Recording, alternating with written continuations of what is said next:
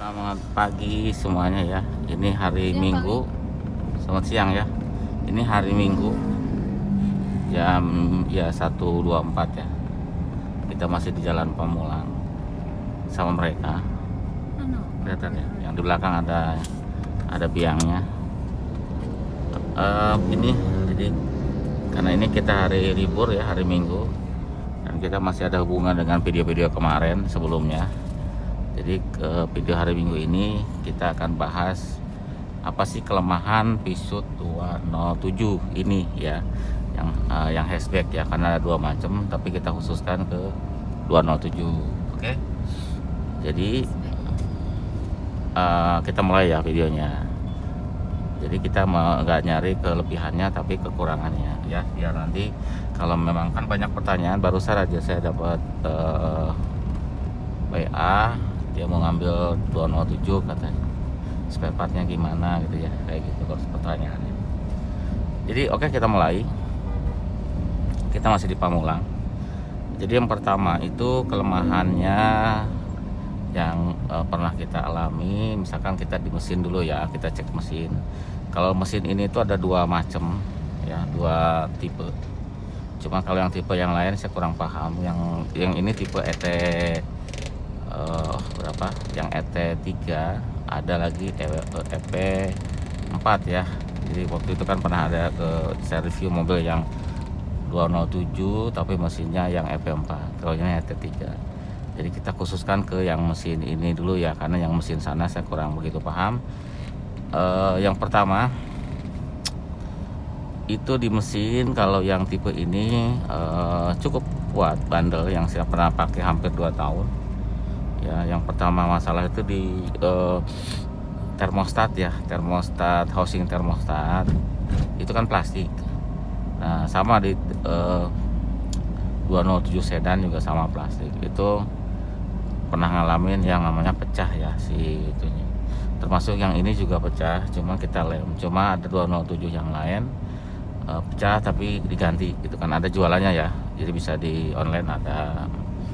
Jadi kalau di Astra mungkin harus pesan, kalau pengen cepat di online. Saya lihat buka-buka online itu banyak si housing thermostat, jadi bisa lebih cepat beli di online ya. Ya seperti itu. Itu untuk di mesin bagian termostat.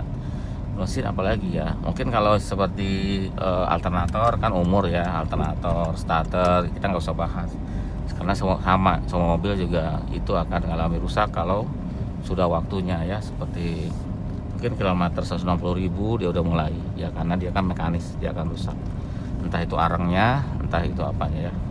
Jadi kita bukan kelemahan kalau itu, karena itu lumrah umum. Terus apalagi ya, radiator sih baik-baik aja. Mesin sih sebenarnya minim kendala ya. Yang pernah kita pakai itu untuk di mesin itu kita pakai ke mana-mana ya, sampai Semarang, pulang kampung bolak-balik untuk mesin oke, tidak masalah. Bisa pakai Pertalite ya, bagusnya pakai Pertamax. Untuk kopling, kita balik ke kopling. Kalau kopling itu karena kebetulan ini manual, jadi tidak ada kendala ya. Kalau yang manual ya, kalau habis pada waktunya dia ya ganti aja. Dan dia kebetulan sama dengan 307 Sporty koplingnya, jadi tidak ada kendala untuk kopling yang manual. Tetapi kalau yang matic itu pakainya Tutronic ya, Tutronic, dan itu sering sering dapat keluhan saya. Kebetulan belum ada pernah perbaiki tempat saya yang Tutronic. Itu kan Tutronic itu koplingnya manual tapi dibikin elektrik, dibikin otomatis maksudnya. Dan itu ada beberapa yang rusak ya, kebetulan yang teman juga pernah nangani itu, dan agak sulit spare partnya untuk itu ya. Jadi untuk Tutronicnya kelemahan. Yang manual saya rasa sama aja, kuat, maksudnya tidak ada masalah. Untuk yang lain ke mana sekarang? Power steering. Nah, power steering mobil ini sudah elektrik ya. Kebetulan yang ini tidak masalah. Cuman ada beberapa yang ke bengkel saya mengeluhkan power steeringnya berat, maksudnya elektriknya rusak ya. Tapi apakah itu kelemahan? Saya belum tahu ya, karena ada beberapa yang karena ini kan elektrik. tidak bisa diperbaiki. Jadi kalau rusak harus ganti ya, dan cukup mahal. Racknya dia harus beli sama racknya. Pernah dapat informasi itu 13 jutaan ya, 13 sampai 15 kalau nggak salah untuk rack setirnya kalau baru. Kalau copotan belum ada kan, copotannya susah. Itu untuk power steering. Mudah-mudahan ini tidak masalah punya saya ya. Selama ini sih baik-baik aja. Terus untuk apalagi setelah power steering ke AC ya, yang nempel-nempel di mesin dulu. Untuk AC mungkin kelemahannya di EPAP ya, karena ada beberapa yang rusak untuk EPAP, termasuk mobil ini evaporator. Tetapi kalau kompresor saya rasa wajar ya, normal ya, tidak satu kelemahan kalau kompresor. Jadi karena kasusnya nggak banyak. Memang punya ini udah diganti pakai punya kompresor 206 ya, karena dudukannya sama, cuma beda di switch doang. Jadi kalau kompresor bukan kelemahan, tapi yang EPAP mungkin itu kelemahan karena ada beberapa mobil yang rusak. Itu untuk AC. Kalau AC sih kalau udah normal ya AC cukup dingin ya, tidak masalah. Oh ya, lupa saya untuk temperatur mesin. Temperatur mesin jarang yang ngeluh ya tipe ini. Termasuk saya juga nggak pernah ngeluh. Waktu itu pernah panas itu karena ada sesuatu hal di termostat ya. Jadi temperatur tidak masalah. Kan yang kalau masalah itu semuanya sudah oke tapi panas terus, nah itu masalah. Kalau ini ya kalau panas pasti ada sesuatu ya. Tapi untuk kebetulan untuk masalah di panas hanya di housing termostat waktu itu retak ya, jadi airnya keluar makanya panas. Agak buram ya, buram. Oke, lanjut ke power steering sudah ya, kopling sudah, ke apa ya, ke suspensi ya. Ke suspensi kebetulan ya tidak ada masalah dengan ini suspensinya. Jadi itu kan ada bolongan di depannya jalan. ada suspensi, jadi saya tidak tahu ya untuk suspensi kayaknya baik-baik aja ya. Kalau pernah rusak terot ya wajar ya, itu terot perawatan mobil apapun akan rusak. Bukan terot, apa namanya, long terot ini pernah rusak. Tapi saya rasa yang lain juga sama lah, kalau itu bukan kelemahan ya, itu perawatan. Terus untuk suspensi berarti oke, tidak masalah. Pernah support juga wajar karena itu pemakaian ya, bukan kelemahan. Suspensi belakang juga tidak ada masalah ya, ini suspensinya bukan torsi, dia pakai karet untuk fleksibelnya, untuk lengan ayunnya.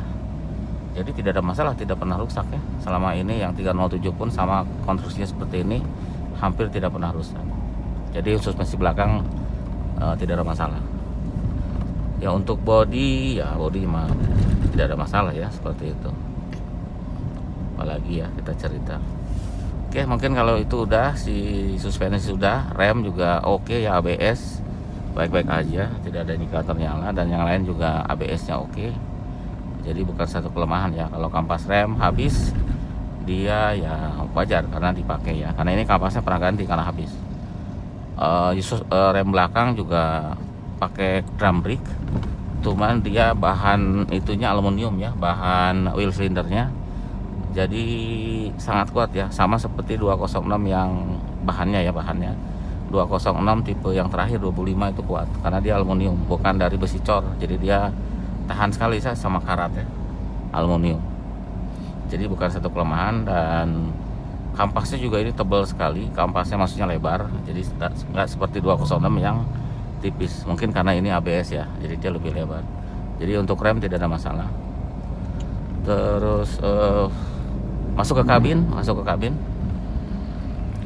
kabin ya baik-baik saja ya untuk ininya, termasuk si airbag ya, alhamdulillah tidak ada kendala airbag. Mudah-mudahan jangan sampai nyala indikator airbag gitu ya. Terus untuk ini ini ada jelek-jelek ini ya, mungkin ini kelemahan nih. Jadi bekas tangan itu ngeletek catnya, tapi ya bisa beli sih gini ya, hanya tombol-tombolnya cat yang letek ya, itu salah satu kelemahan mungkin ya. Kalau di instrumen sih bekerja semua instrumennya, tidak ada masalah. Ini juga ngeletek tuh, tapi saya rasa itulah hal kecil ya, tidak mengganggu fungsi, hanya estetika saja yang diganggu ya, nggak enak melihatnya, tapi fungsinya normal. Yang di atas lampu-lampu juga tidak ada masalah, tidak ada kendala ya. Ya mungkin itu aja ya untuk kelemahan di 207. Jadi so far so good. Cuma kelemahan yang terbesar mungkin di spare part ya. Kalau ada yang rusak, kemungkinan spare partnya sulit ya, karena mobilnya jarang gitu ya, mungkinnya jarang jadi spare part sulit. Tapi kalau kampas rem gitu pasti banyak ya, karena itu kan hal yang akan rusak, mungkin pasti ada banyak. Mungkin yang part-part body segala macam nanti akan susah kalau misalkan ada kerusakan ya. Ya itu dulu ya. Terima kasih sudah nonton video ini. Sampai jumpa lagi di video-video Kamil Motor berikutnya untuk mobil yang lain ya, untuk kelemahannya mobil yang lain. Terima kasih sudah nonton, sampai jumpa lagi. Nanti kita liatin penampakan luarnya ya, seperti ini.